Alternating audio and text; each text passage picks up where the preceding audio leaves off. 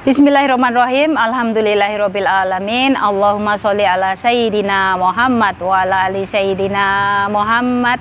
Assalamualaikum warahmatullahi wabarakatuh. Halo teman-teman, apa kabar semua? Semoga teman-teman selalu dalam lindungan Allah Subhanahu wa taala. Amin. Alhamdulillah, di video kali ini saya akan membacakan komen ya dari teman kita. Oke. So di sini ada mbaknya yang bilang seperti ini. Alhamdulillah, saya kerja ikut majikan 1 dari tahun 2000 sampai detik ini. Masya Allah, tahun 2000 teman-teman, nyaman karena bisa masak sepuasnya, kadang suka bagi-bagi ke teman-teman, terus tempatnya juga enak, mau beli, shopping, kirim duit, semua ada, dan dekat, kadang nggak masak disuruh beli. Masya Allah, kalau saya sendiri dapat majikan seperti ini mah nggak pulang ya, tapi ya juga ada punya keluarga ya. Jadi di sini yang namanya kita bekerja ke luar negeri ya semuanya tergantung dari nasib kita ya Mbak ya. Jadi di sini kita nggak bisa yang namanya memvonis atau kita nggak bisa yang namanya memastikan bahwasanya nanti ya semoga saja kita mendapatkan majikan yang baik. Kita harus berdoa ya untuk mendapatkan majikan yang baik, untuk mendapatkan semuanya sebaik-baik itu kita harus benar-benar berdoa, mendekatkan diri selalu sama Allah, minta sama Allah. Apalagi kalau kita mau sholat malam, insya Allah kita akan dipermudahkan, kita akan diberikan kelancaran di setiap urusan kita, insya Allah ya. Jadi di sini buat kalian semua yang masih ada di PT, yang masih ada di Indonesia ya, kalian saat ini sudah pasti pikirannya menggebu-gebu, semangatnya berkobar-kobar ya, sudah pasti kan. Jadi dari sini kalian masih punya waktu tuh ya, dekatkan diri, sholat malam Mbak ya, kalau bisa itu saran dari saya. Karena apa? Saat ini kalian menanam kebaikan, insya Allah akan tumbuh kebaikan juga. Oke, dari sini buat teman-teman semuanya jangan sampai males kalian yang namanya sholat ya, mendekatkan diri, pokoknya minta ya, berdoa, terus berdoa dan berdoa. Karena apa? Ibaratnya kita bekerja ke luar negeri ini semuanya kita akan di sini hidupnya sendirian Mbak ya. Kita jauh dari orang tua, jauh dari keluarga, jauh dari yang namanya anak, saudara, semuanya kita bakalan semuanya di sini menghandle sendirian. Ya, misalkan kita sedang sakit, kita sedang ada masalah dengan majikan, misalkan kita sedang ibaratnya ya sakit hati karena oleh omongan majikan, itu kan keluarga kita nggak ada yang tahu. Jadi di sini kita benar-benar harus siap dengan segalanya. Untuk itu, buat teman-teman semuanya, kalian jangan sampai tergiur yang namanya ada postingan di Facebook tuh ya, mbak-mbak TKW yang sedang liburan di Bayi Lebar, sedang karaoke, terus di sana mbaknya sedang shopping-shopping. Nah, itu mah sudah lama di Singapura Mbak ya.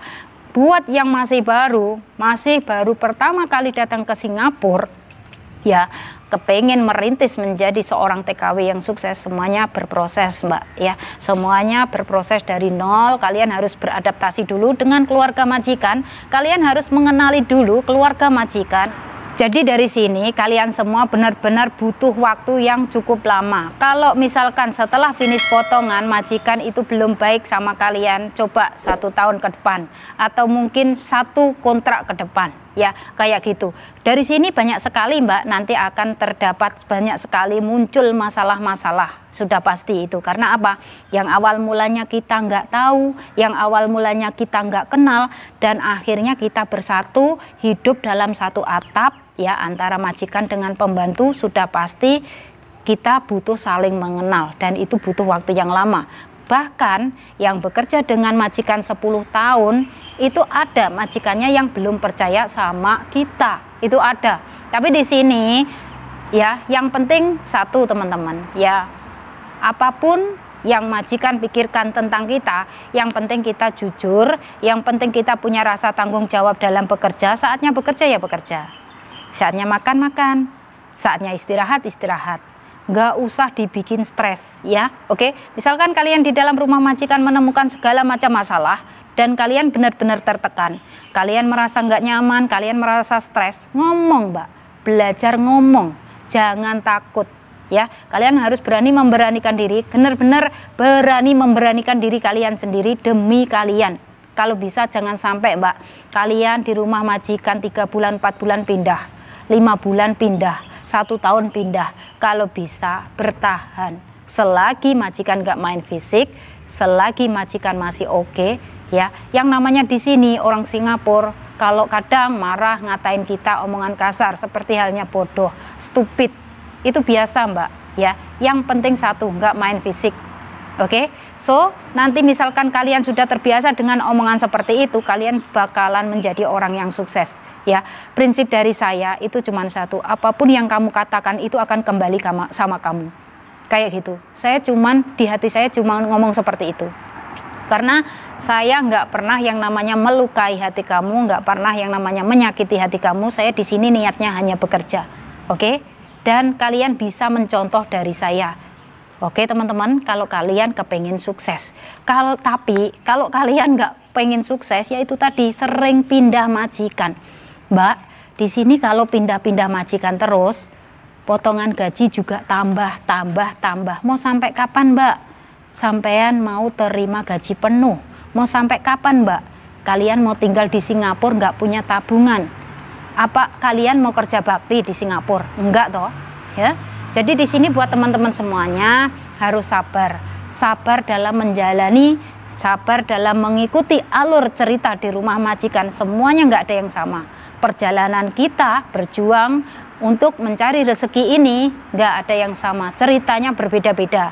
Ada yang mendapatkan majikan yang baik, ada yang mendapatkan majikan itu cerewet, ada yang mendapatkan majikan itu sudah cerewet, terus suka komplain, suka marah-marah. Ada juga yang ceritanya macam-macam Mbak ya.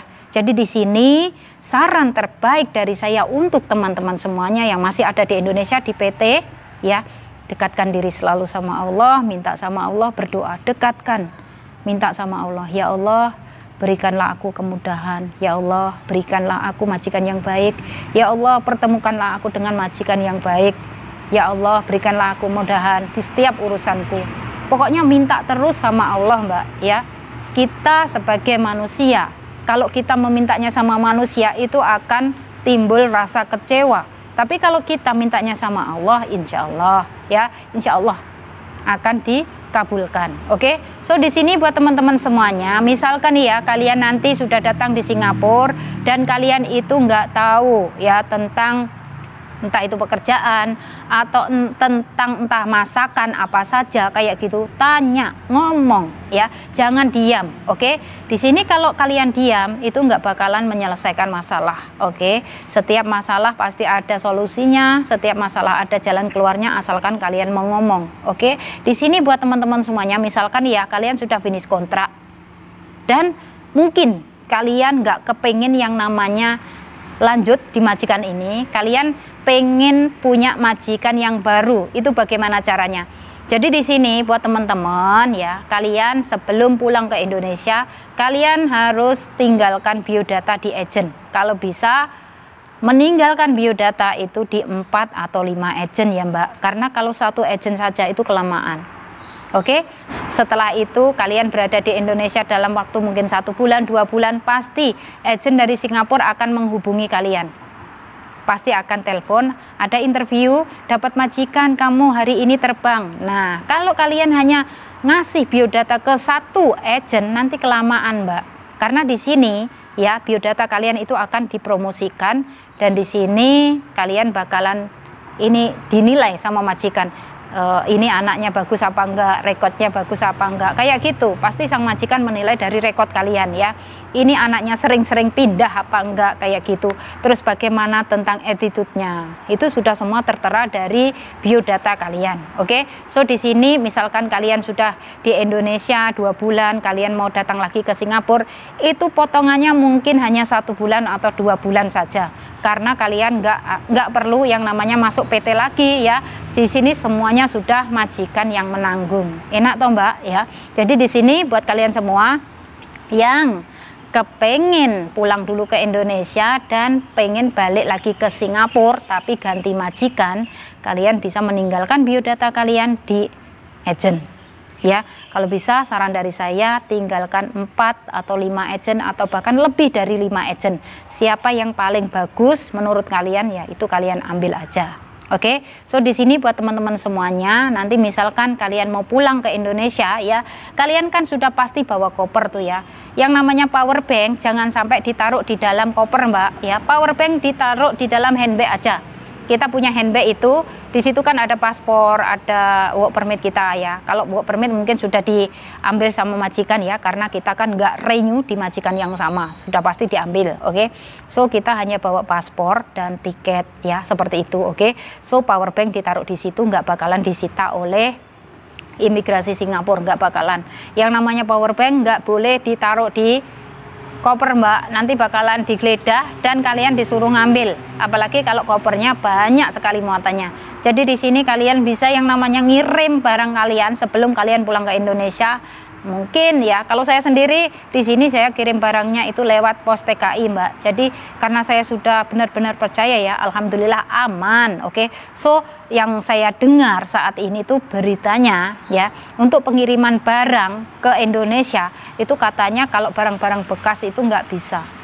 Jadi semuanya harus barang-barang yang baru, tapi harus menunggu lagi persyaratan apalagi yang diajukan oleh pemerintah Indonesia tentang pengiriman barang dari luar negeri ke Indonesia. Itu benar-benar ribet ya. Karena di sini kan misalkan kita bekerja ya, kita punya baju bekas tuh banyak ya, kita mungkin bajunya sudah banyak, kita kan sering liburan, sering shopping, kita punya banyak barang di rumah majikan. Sudah pasti kan majikan merasa ibaratnya risih lah ya melihat barang-barang kita, terus akhirnya kita kirim ke Indonesia. Atau mungkin kita sendiri yang merasa risih, terus akhirnya kita kirim ke Indonesia tapi masih ditahan di Indonesianya sana, di pihak bea cukai. Katanya di sana itu masih dalam tahap pengecekan, nggak tahu kenapa. Oke teman-teman, ya semoga saja pemerintah Indonesia mau berbaik hati kepada semua PMI yang ada di luar negeri, karena kita ini di sini sebenarnya hanya mengadu nasib, hanya mencari rezeki